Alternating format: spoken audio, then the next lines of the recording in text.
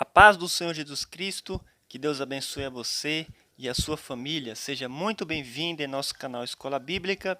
Eu sou seu irmão, o presbítero Carlos Henrique, e venho através deste canal lhe oferecer um áudio do livro de apoio da lição bíblica O Verdadeiro Pentecostalismo, a atualidade da doutrina bíblica sobre a atuação do Espírito Santo. E nesta lição eu vou estar lendo o tema O Fruto do Espírito, o Eu Crucificado. É a lição de número 5. Toda revista tem um livro de apoio e nem todas as pessoas têm o livro de apoio. Então eu vou estar lendo aqui para que venha aumentar aí o seu esboço, para que no domingo pela manhã você possa estar aí com muito conhecimento para dar a lição. Então, se você está aqui pela primeira vez em nosso canal, se inscreva, ative também o sininho da notificação para que toda semana você possa receber os vídeos aí em primeira mão. Aqui em nosso canal estamos postando as lições bíblicas em áudio e também o áudio do livro de apoio, como nós estamos fazendo agora, e também o comentário de cada lição. Não esqueça também de deixar o seu like, o seu comentário, e que Deus continue abençoando a todos vocês. Fruto do Espírito, o Eu crucificado. A lista de virtudes que o apóstolo chama de fruto do Espírito é um contraponto aos vícios denominados obras da carne. A fonte dessas virtudes é o Espírito Santo, as quais são uma atuação da graça de Deus em nossa alma. Como disse Donald Gué, o fruto do Espírito não está no solo natural, mas vem de Deus.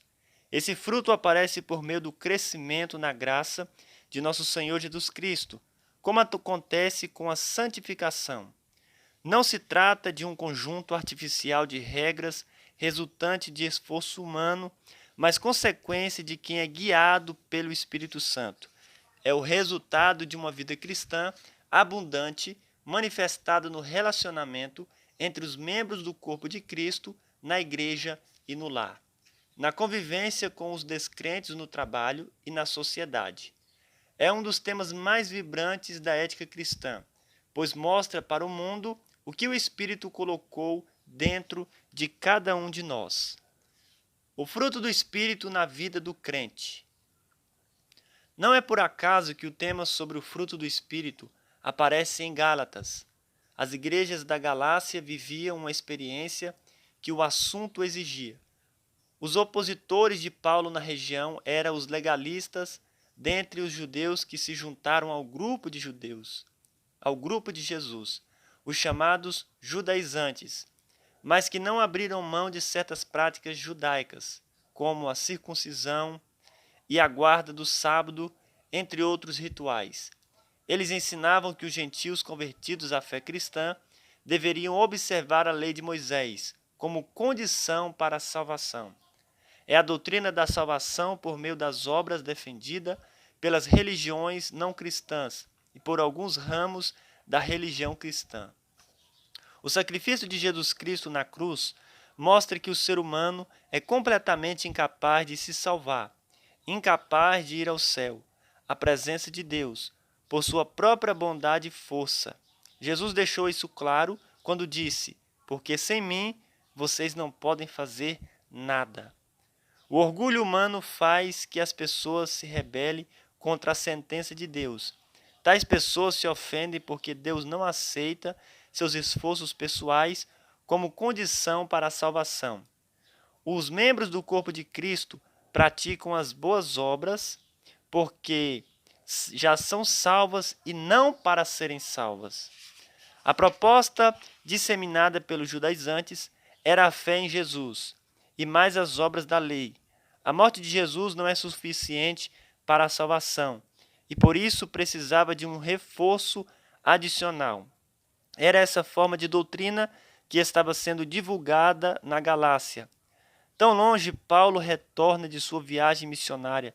Ficou sabendo que os irmãos da Galácia estavam agora envolvidos com essa doutrina legalista, e isso deixou estupefato e atônito. estou muito admirado com vocês, pois estão abandonando tão depressa aquele que os chamou por meio da graça de Cristo e estão aceitando outro evangelho. O verbo grego metatissemi, deixar, abandonar, desertar, mudar de pensamento, virar a casaca, era usado na antiguidade quando alguém desertava do exército ou quando se rebelava contra ele. Significa também mudança de partido político, de filosofia e de religião. Em outras palavras, aqueles irmãos estavam abandonando a fé. O apóstolo usa a palavra grega héteros, que significa outro, de natureza diferente, que não é a mesma coisa que halos, que quer dizer outro, mas da mesma natureza. Isso afasta a hipótese de que o evangelho pregado pelos seus opositores seja meramente um evangelho corrompido, distorcido ou pervertido, mas outra coisa, coisa ainda pior. Ele foi categórico ao chamar a doutrina desses legalistas de outro evangelho. Isso é sem vínculo com o Cristo ressuscitado, revelado no Novo Testamento. Então esses falsos doutrinadores estavam levando os membros das igrejas da Galácia a buscar a retidão por meio de esforço próprio, por si mesmos, quando, na verdade, o apóstolo os havia ensinado que a retidão é uma dádiva concedida por Deus em Cristo por meio da ocasião da conversão. O Espírito Santo renova todas as pessoas que vêm a Jesus e coloca nelas o desejo de fazer o que é bom e agradável a Deus. O fruto do Espírito é o resultado natural de um processo de amadurecimento e a consequência de um desenvolvimento natural de crescimento espiritual. Ele surge paulatinamente dentro de cada crente como resultado da regeneração do Espírito Santo, de forma instantânea e também gradativa, por meio do crescimento na graça de nosso Senhor Jesus Cristo, como acontece com a santificação. Os Gálatas receberam esse ensino desde o início, quando o apóstolo esteve com eles. Eles ouviram isso na pregação de Paulo na sinagoga de Antioquia da Pisídia. O que estava acontecendo nas igrejas da Galácia é típico de comunidades religiosas legalistas. A religião legalista frequentemente gera desavença e competição espiritual. É egocêntrica e motivada somente pela carne, ou seja, pelo ego. Esse é o retrato das igrejas galacianas, mas a mensagem apostólica, que vale para todas as épocas e em todos os lugares, continua atual. Digo, porém, o seguinte: vivam no Espírito, e vocês jamais satisfarão os desejos da carne. Gálatas capítulo 6, versículo 16. Viver no Espírito é uma expressão que indica viver corretamente em humildade, submissão e santidade para a glória de Deus. Segue a lista com 9 virtudes, mas o fruto do Espírito é amor, alegria, paz, longanimidade, benignidade, bondade, fidelidade, mansidão, domínio próprio. Contra essas coisas não há lei. Não se trata de uma lista exaustiva. Essas 9 virtudes contrapõem as obras da carne mencionadas nos versículos 19 ao 21. De modo que tanto as virtudes como as obras da carne são representativas. As palavras e coisas semelhantes a estas, contra tais coisas não há lei. Indicam a existência de outros pecados e outras virtudes. Há outras listas do fruto do Espírito. Romanos 12, do 9 ao 21, Colossenses 3, do 12 ao 13. Assim como cada lista dos dons espirituais foram para situações específicas, para aplicação conforme o contexto. Da mesma forma, a lista do fruto do Espírito segue essa mesma estrutura. Esta questão não está clara na maioria dos teólogos e expositores bíblicos pentecostais. Alguns expositores estranham o fato de Paulo contrapor as obras da carne com o fruto do Espírito, singular, quando era de se esperar frutos. Há diversas explicações sobre esse detalhe. Segundo o pastor Antônio Gilberto, o uso da forma singular fruto do Espírito, em Gálatas 5:22, sugere a unidade e a harmonia do caráter do Senhor Jesus Cristo, as quais são reproduzidas no crente mediante as 9 qualidades do fruto do Espírito, vistas na citadas referência. Segundo o comentário bíblico pentecostal, Novo Testamento, o singular mostra a unidade essencial do fruto do Espírito. O crente cheio do Espírito Santo deve demonstrar todas as características do Espírito, não apenas esta ou aquela virtude. Alguns expositores bíblicos pulam essa parte. Para Gordon Fee, Paulo não tinha esse contraste em mente, mas imaginava o fruto como um ramalhete com flores de características diversas, formando um conjunto. O missionário Eurico Bergsten compara esse singular como uma flor de 9 pétalas. Também ilustra o fruto como uma laranja e seus gomos. O fruto que aparece logo em seguida é o amor, caridade. Diz o missionário, as outras virtudes seguintes são os reflexos do amor. A forma singular sugere que nessas virtudes se produz a unidade de caráter de Cristo, as 9 graças mencionadas em Gálatas 5:22, todas elas em contraste com as confusões das obras da carne. É o fruto individualizado. Donald Gué chama essas graças ou virtudes de modalidades do fruto.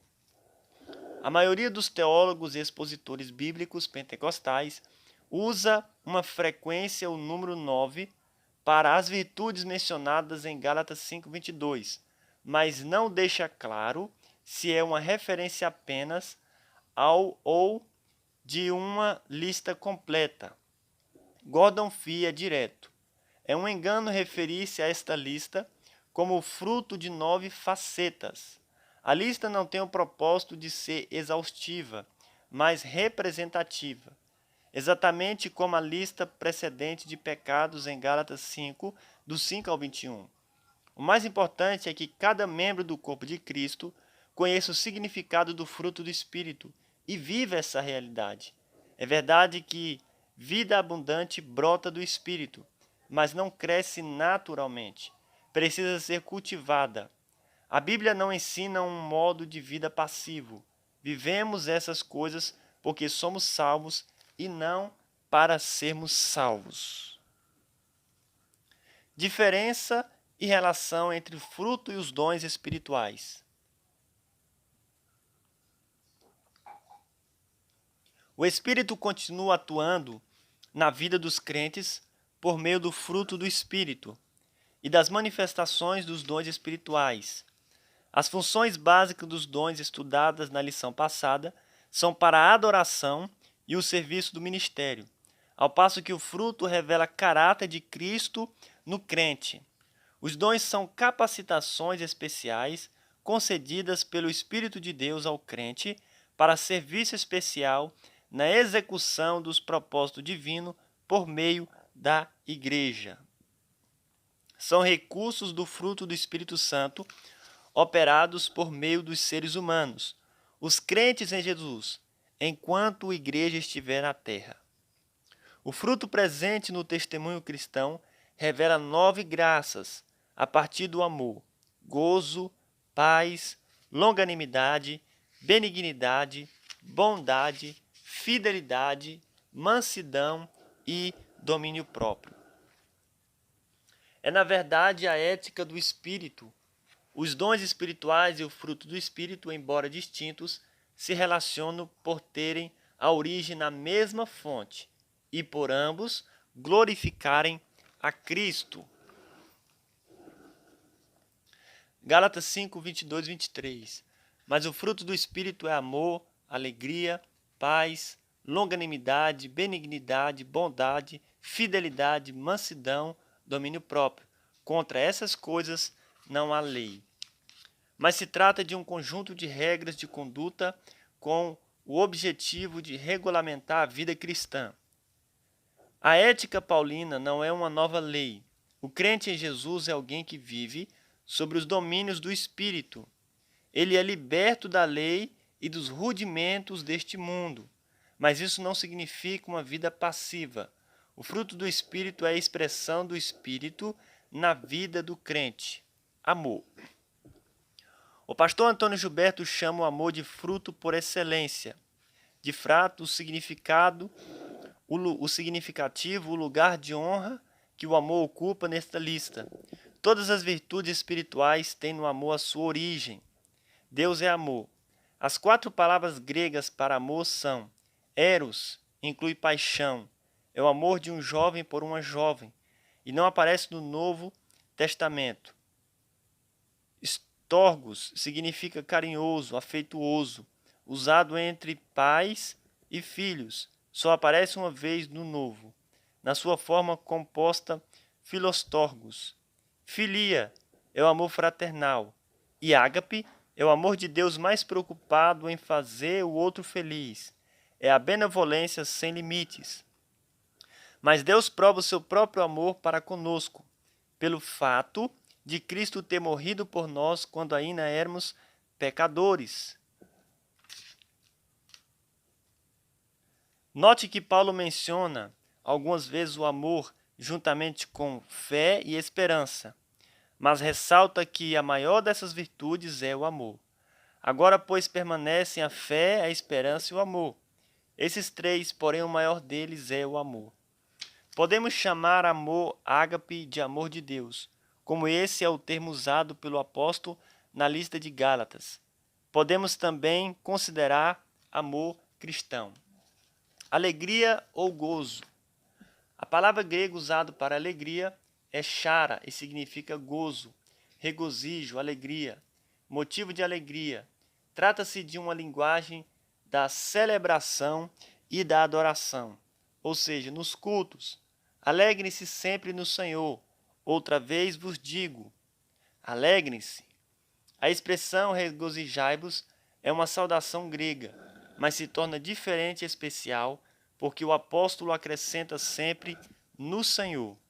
O Senhor Jesus é a fonte inesgotável do gozo e alegria, e isso dá à saudação paulina um sentido completamente novo.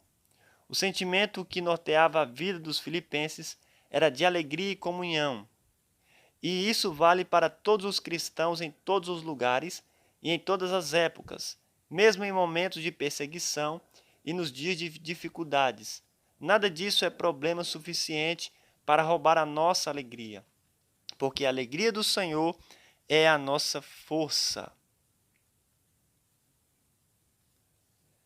É a atitude de quem vive no Espírito em relação às pessoas que os rodeiam.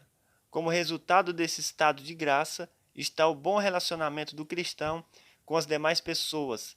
Trata-se de algo proveniente de uma experiência espiritual, cujo fundamento está em Deus, não consequência de uma vitória numa competição. Paz. Seu correspondente hebraico é shalom, e não significa apenas ausência de problemas, de guerra ou a presença do bem-estar. A palavra por si significa completo.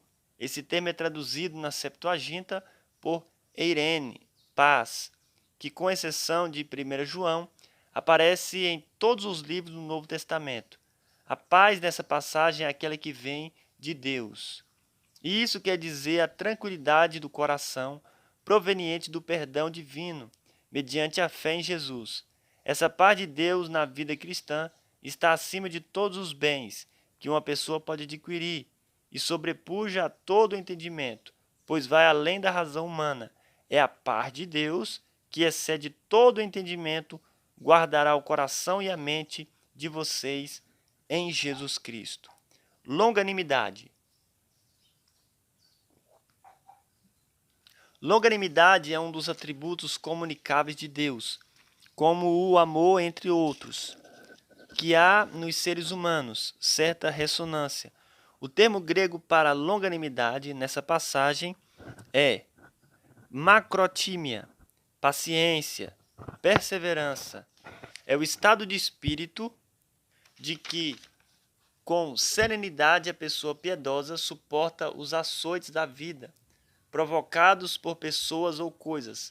Essa graça impede que nos leva ao desânimo e ao estresse diante de conflito e de qualquer mal, e diz a respeito à virtude de Deus para com o ser humano. Assim deve ser a nossa atitude para com os outros. Benignidade e bondade. O pastor Antônio Gilberto classifica essas duas virtudes como fruto gêmeo. O apóstolo Paulo usa as palavras gregas na seguinte sequência: chestotes e agatocine, e ambos termos são atributos divinos correlatos, mas são distintos. E às vezes, cretotes pode ser traduzido também como benignidade ou bondade, tanto como atributo divino, como também virtude dos que estão cheios do Espírito Santo. Agatocine aparece 4 vezes no Novo Testamento e é sempre traduzido por bondade como fruto do Espírito. A benignidade diz respeito à misericórdia de Deus sobre os que não merecem. É dessa forma que devemos proceder em relação aos que estão à nossa volta. A bondade de Deus é um dos atributos morais. Deus é bom em si mesmo e para suas criaturas. É a perfeição de Deus que o leva a tratar com benevolência as suas criaturas. Essa bondade é para com todos. O Senhor é bom para todos, e as suas misericórdias permeiam todas as suas obras. Ele é a fonte de todo o bem. Esses termos, atributos divinos ou virtudes do Espírito, na vida dos membros do corpo de Cristo, são correlatos, mas distintos entre si. Manifestam a bondade de Deus. Essa bondade é resultado da ação do Espírito em nossa vida, e devemos ser bondosos com os outros. Era isso que estava faltando nas comunidades da Galácia. Fidelidade. A fidelidade do latim fidelitas é a garantia do cumprimento de suas promessas.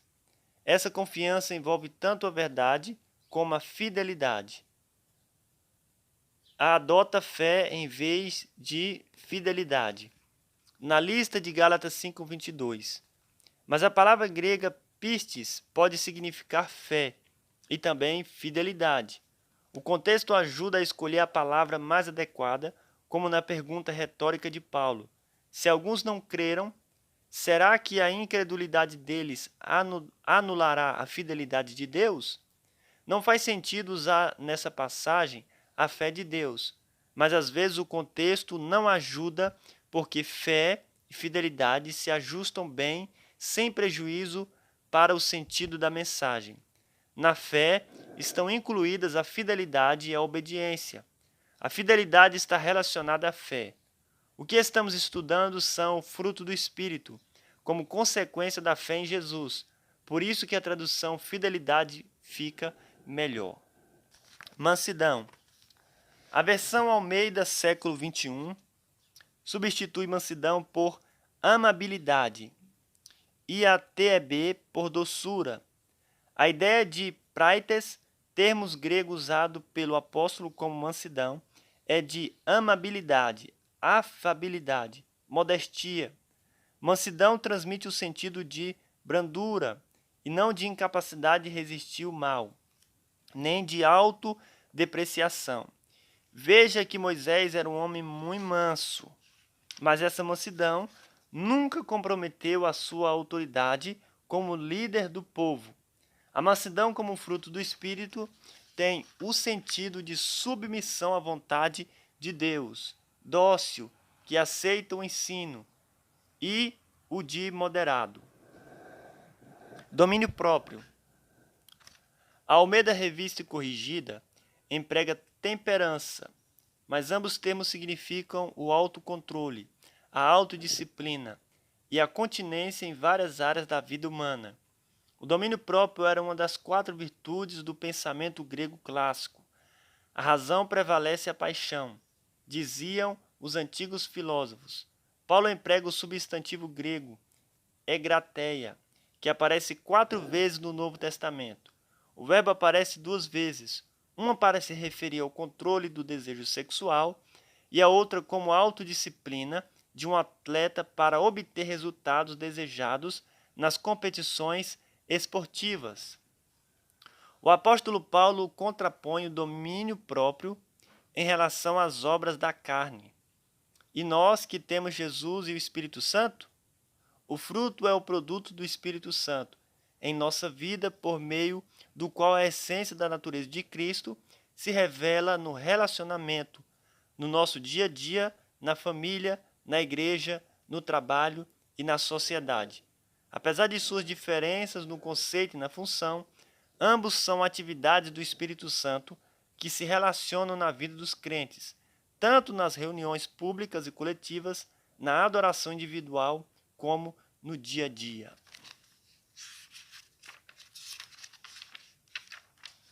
O Espírito se opõe à carne. A palavra grega sarx, carne, que a Septuaginta usa para traduzir o hebraico bashar, aparece 147 vezes no Novo Testamento e tem muitos significados. Ela se aplica a toda a criação, os animais e os seres humanos. O termo indica também fraqueza física, o corpo, o ser humano, o pecado, os desejos pecaminosos. O contexto determina o significado dela. A carne significa ter alguém a mente carnal, vida controlada pela carne. Tal pessoa não está sob o domínio do Espírito de Deus. Os tais não podem agradar a Deus. Romanos 8:8. Pois andar segundo a carne é inimizade contra Deus. É fazendo a vontade de Deus que lhe agradamos.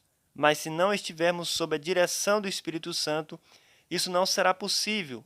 A oposição do Espírito contra a carne na vida cristã mostra que os que são de Cristo crucificaram a carne com as suas paixões e concupiscências. É isso que acontece conosco diariamente. É a morte do eu.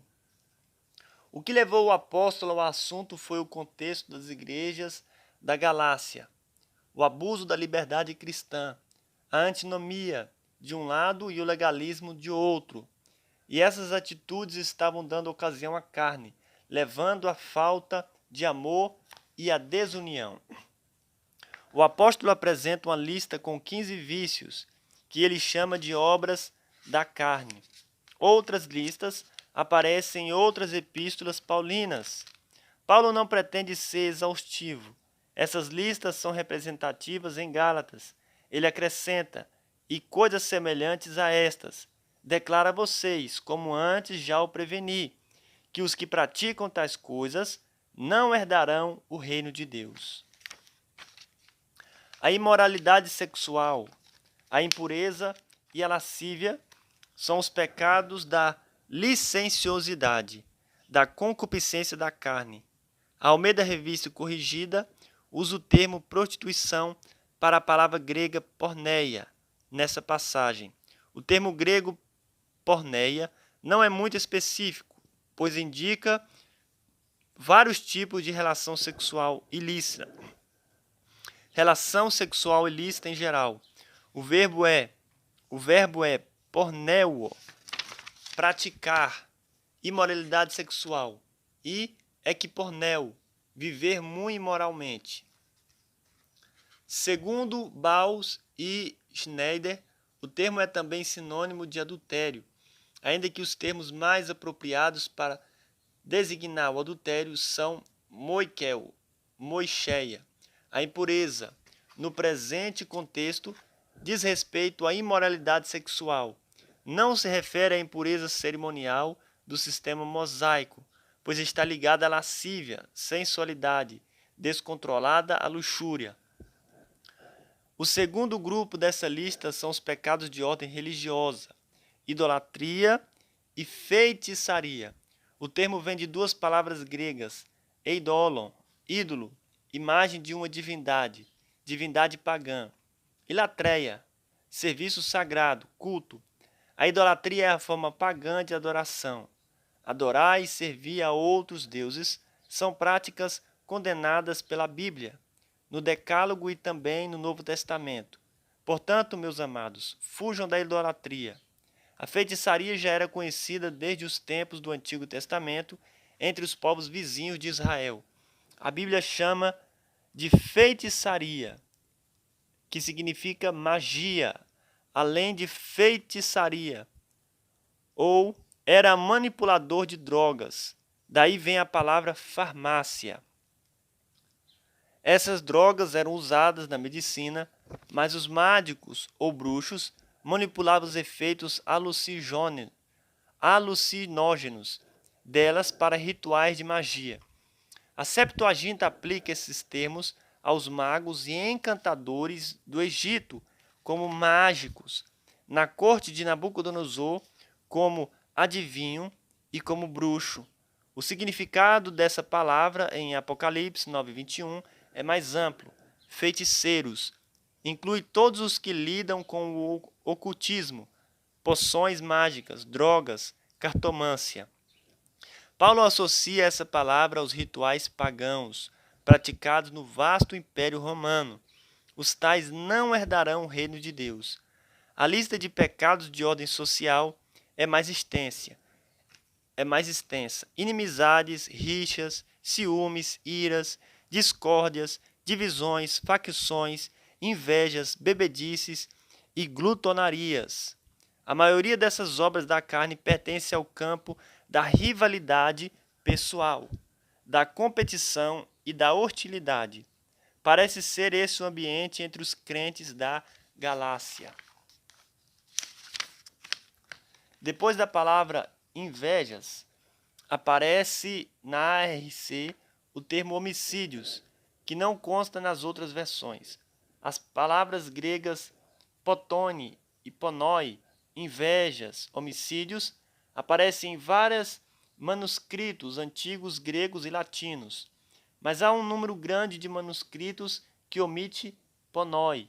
Uns consideram a forma longa, invejas, homicídios, como inserção de alguns copistas para se harmonizar com Romanos 1:29. Outros acham que houve omissão acidental, conhecida como homeoteleu. Viver no espírito é subjugar a carne, e isso gera o conflito interno, a luta da carne contra o espírito. O fruto do espírito é o resultado de uma vida redimida pela fé em Jesus.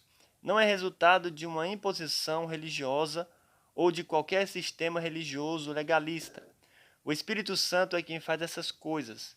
É por isso que o apóstolo diz que contra essas coisas não há lei. Se queremos que o fruto do Espírito se desenvolva em nossa vida, devemos viver uma vida de comunhão pessoal com o Senhor Jesus. O que levou o apóstolo ao assunto foi o contexto das igrejas da Galácia, o abuso da liberdade cristã, a antinomia de um lado e o legalismo de outro. E essas atitudes estavam dando ocasião à carne, levando à falta de amor e à desunião. Cabe a cada crente fazer uma análise introspectiva para verificar se suas inclinações são carnais ou espirituais. Salomão disse que o homem é aquilo que imagina a sua alma. Provérbios 23:7. Jesus disse que o homem fala do que o coração está cheio. Lucas 6:45. O pensamento de cada ser humano norteia seu comportamento. Se a mente é carnal, seu comportamento é carnal, que resulta em morte. Se a mente é espiritual, seu comportamento é espiritual, que resulta em vida e paz. Que Deus continue abençoando a todos vocês.